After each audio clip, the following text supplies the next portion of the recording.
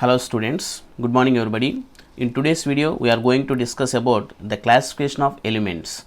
So this is from the topic periodic classification of elements of class 11. So generally nature consists of so many elements. So nowadays there are 114 elements are there. There are 114 elements are there in nature. So in order to study all the properties of these 114 elements, we have to classify these elements. So depending upon their property, if you do not classify these elements depending upon their property, we cannot remember all the properties of these 114 elements. So in the early days, that means in the early days of 19th century, that is in the year 1800, there is only 31 elements are there. So later onwards so many elements were discovered. So nearly in the year 1865 the elements will be doubled, nearly doubled. That means there are 63 elements are there in the year 1865. So later onwards so many discoveries are allowed. Then different scientists discovered so many elements, and synthesized elements are also there. So many elements are synthesized artificially and naturally, so many elements are occurred. So that's why there are so many elements are discovered. So nowadays there are 140 elements are there. So in order to study all these properties, we have to classify those elements. So different scientists come across to classify the elements depending upon their different properties. So the first attempt was given by Daubernier. So the Daubernier classified the elements into different triads. So the first classification was given by Daubernier. So the Daubernier classification mainly depends upon the physical and chemical properties like atomic weights. So the first attempt was given by Daubernier. So according to Daubernier, he arranged the elements into some triads. So the triad consists of, so he arranged the elements into triads. The triad consists of 3 elements. So if you take any triad, so he arranged it into triads like lithium, sodium, potassium. This triad consists of 3 elements. So if you consider the properties of these elements, so let us consider the properties, that is atomic number. If you consider the atomic number, so the atomic number of lithium is 3 and the atomic number of potassium is 19. So if you know the properties of these two terminal atoms, terminal elements, we can easily guess the property of central atom. Okay, if you know the properties of these two elements, you can guess the properties of the central atom. So here the properties of central atom are the average properties of the terminal atoms.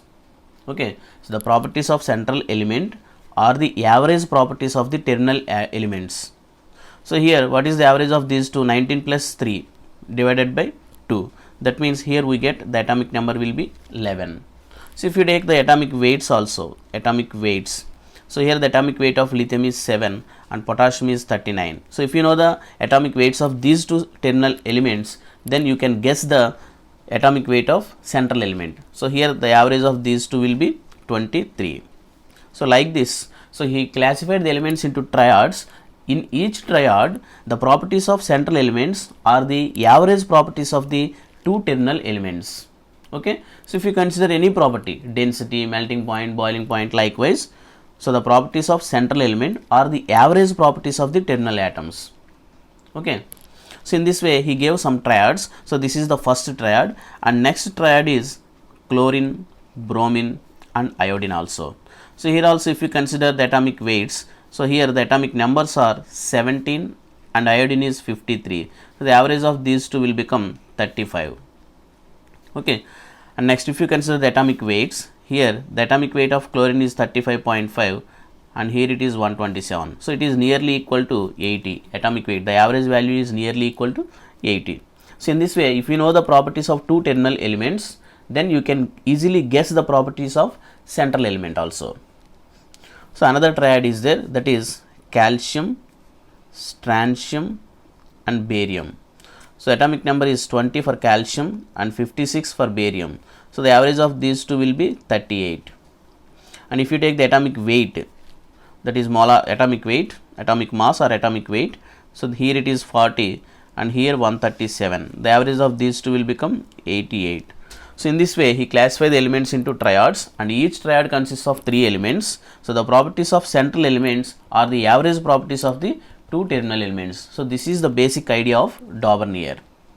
So later onwards a new scientist, that is Newland, came into field, and he classified the elements depending upon the some atomic weight. He arranged the elements in the order of increasing atomic weight.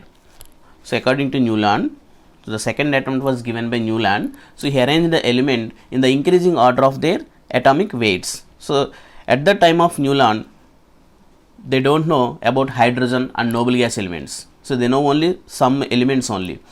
So the known elements are arranged in the order of increasing atomic weights. So lithium, beryllium, boron, carbon, nitrogen, oxygen and fluorine, and there is no any neon. So noble gas elements were not known at the time of this Newland.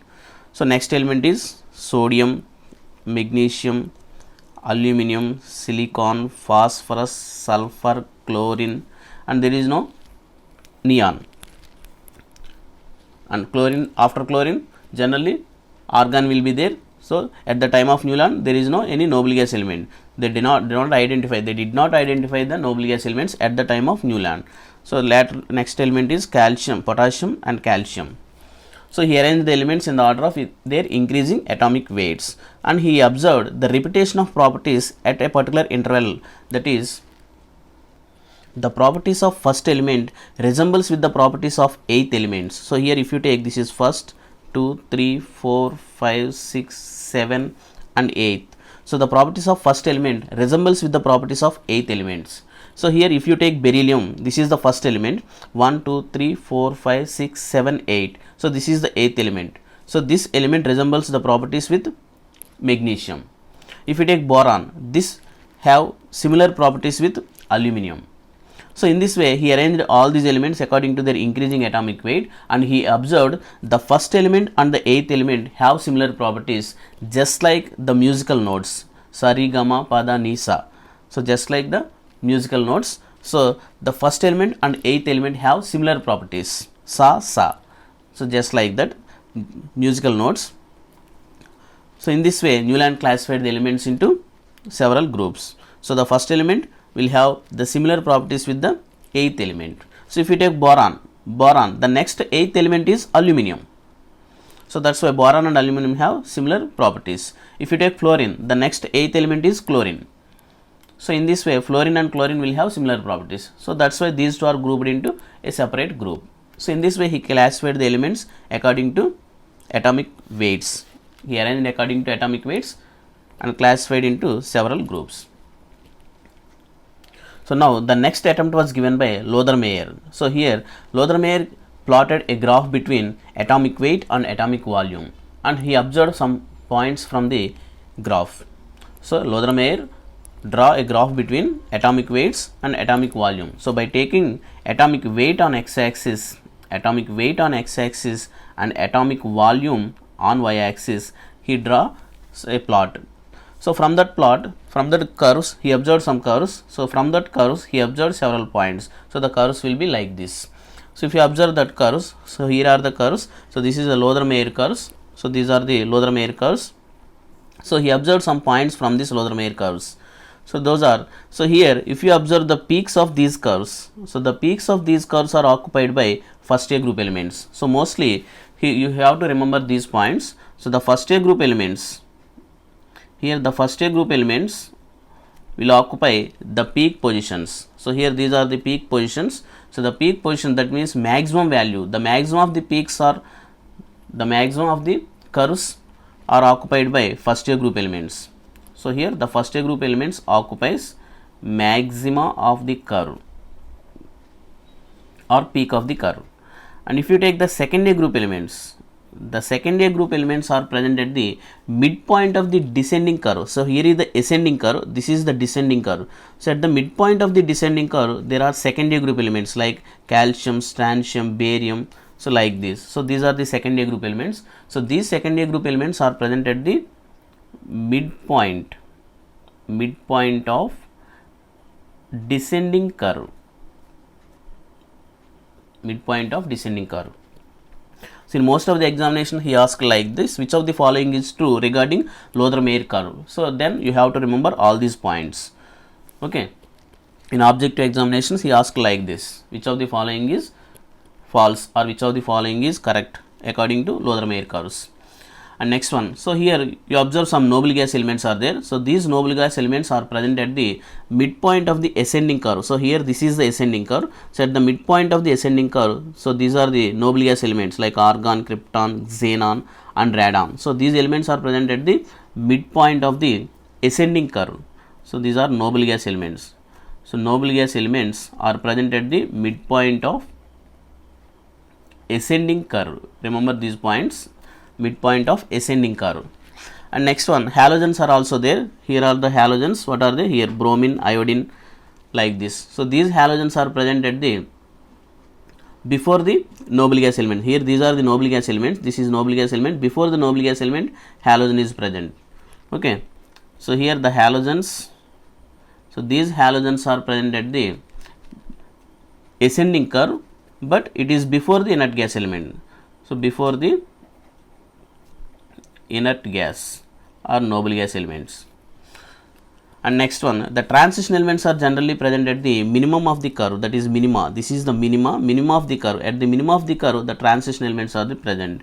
So mostly the transition elements are present at the minima of the curves. So at the maxima there are first A group elements and at the minima there are transition elements. So you have to remember all these points. So this is about the Lothar-Meyer curves. So he draw a plot between atomic weights and atomic volume, taking atomic weight on x-axis and atomic volume on y-axis. So as the atomic weights increases, the atomic volume goes on increases. That's why the curve like this. Okay. So this is the next attempt given by Lothar-Meyer, and next attempt was given by Mendeleev's. So according to Mendeleev, the elements are classified based upon their atomic weight. So he classified the elements based upon atomic weights. So that classification is useful in classifying elements not only in similar elements but also there exist some similar properties in compounds formed from those elements. So he observed some similar properties in elements and also the similar properties in compounds formed from those elements. So that was the next attempt was given by Mendeleev.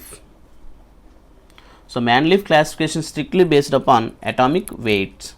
So he classified according to atomic weights. So he gave a fundamental rule, that is the properties of elements are the periodic functions of their atomic weights. So that is called Mendeleev periodic law. So the Mendeleev periodic law means the properties of elements are the periodic functions of their atomic weights.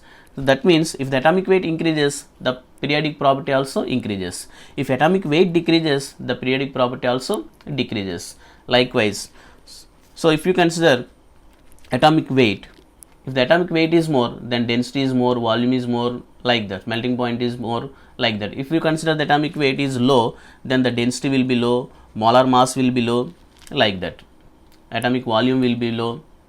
Okay, so he classified the elements according to their atomic weight and gave a law called Mendeleev periodic law. So according to that Mendeleev periodic law, the properties of elements are the periodic functions of their atomic weights. So according to this Mendeleev periodic law, he classified elements into several groups and several periods. So the horizontal rows are called periods and vertical columns are called groups. So he classified those elements into columns, that is groups and periods. So he, in case of Mendeleev, there are so many difficulties here. There are so many drawbacks and so many advantages are also there. So we will discuss about those advantages and drawbacks in the next video. So the video will become more lengthy. That's why I am discussing about this. We have to concentrate on this Mendeleev periodic property also. So most of the questions are asking from this Mendeleev classification. So some typical elements are there, and some due to similar properties in hydrogen, that is placed in first A group elements or seventh A group elements. So there is some confusion between first A group elements and seventh A group elements, in which group the hydrogen should be placed. So there are some confusions. So later onwards they clarified all these by Mendeleev. So we have to discuss about this Mendeleev periodic classification in a separate video. Later I will discuss about this one. And next, fifth attempt was given by Moseley. In Moseley's periodic law, It is based upon atomic number. So nowadays we are using this modern periodic table. That modern periodic table was designed by Moseley. So the final attempt was given by Moseley. This Moseley gave a periodic law called Moseley's periodic law. So according to the Moseley's periodic law, the properties of elements are the periodic functions of atomic numbers. That means he classified those elements according to the atomic number. If the atomic number increases, the properties also increases. If the atomic number decreases, the properties also decreases. So in this way he arranged elements according to atomic number. So he classified again, he also classified into groups and several periods. So in Moseley's periodic table there are mainly 7 periods and 18 groups. So this classification is mainly depending upon atomic number. If the atomic number increases, then the atomic number changes, the electronic configuration also changes. So electronic configuration. So here the Moseley's periodic classification based upon electronic configuration also. Okay, we will discuss about this Mendeleev periodic law and Moseley's periodic law in detail in the next video. Okay, I hope you like this video. Thank you. Like the video, share the video and subscribe to my channel. Thank you.